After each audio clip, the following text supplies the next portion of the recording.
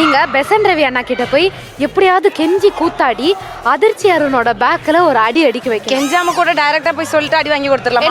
அடி வாங்கி வைக்கணும். அடி கொடுத்தா போதும். அது ஓகே. அண்ணா அதிர்ச்சி ஒரு மாதிரியா பேசிட்டானா? அதிர்ச்சி யார் அடி ஒரு மாதிரி பேசுற? அதிர்ச்சி தல்றா யார்?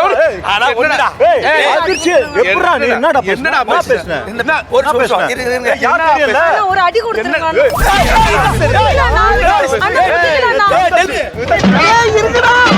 அவன் சொல்லும்போது உனக்கு ஃபீல் இல்லையா? ஃபீல் ஆச்சு. ஆனா எனக்கு பதிலா இன்னொருத்தர் வந்தா அவ ஜெயிப்பால. அதுக்கு நான் ஹாப்பி. நீ நல்லவன் தானே நிஜமானே.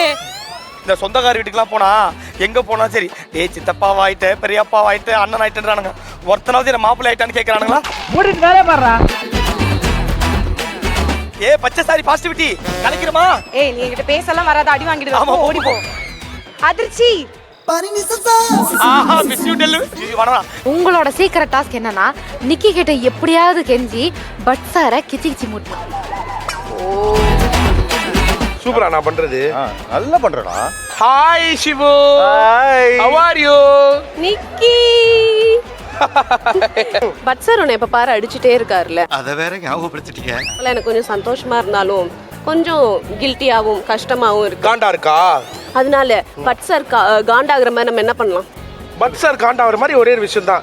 இடுப்புல வந்து ஜுங்குன்னு பண்ணனா அவர் காண்டாயிடுவாரு. அப்ப நம்ம ரெண்டு பேரும் சேர்ந்து பண்ணலாம். டெஃபினட்டா நான் சேர்ந்து வரணுமா? நீங்க வந்தாலும் ஓகே தான் எங்களுக்கு. தொட்டதெல்லாம் தூள் பறக்குது மம்பட்டியா. பாவி உடனே பழி வாங்குறானே. செஃப் என்னடா சமயம் வந்து செல் சமயம் வந்துருச்சு செஃப். அச்சப்பா எனக்கு நீ இன்னைக்கு ஹையஸ்ட் நம்பர் போடல. உன்னை கழுத்தை நெரிச்சு கொண்டுடுறேன். நம்ம அமைதியா போலாம். बेचर तुम्हारा ग्रे. ஐயப்பா உதிருக்கு பாடகம் வராம பாத்துக்கப்பா. சார் இருங்க சார், உங்க கூட நான் ஒரு 2 நிமிஷம் விளையாட கூடாதா? எனக்கு அந்த உரிமை இல்லையா? உரிமை இருக்கா இல்லையா? விளையாடுறா. அப்ப வாங்க இங்க நில்லுங்க. இது எப்படி நான் ஒன்னு கேக்குறேன் செஃப். உங்ககிட்ட ஒண்ணே ஒண்ணு தான் கேக்குறேன். அவன் பண்ணிடு செஃப். இங்க பாருங்க வாழ்க்கையில சில விஷயம் தான் செஃப். அதாவது டேடி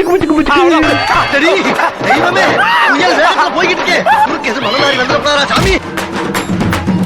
இவனுக்கு ஒரு முடிவு கட்டாம விடக்கூடாது.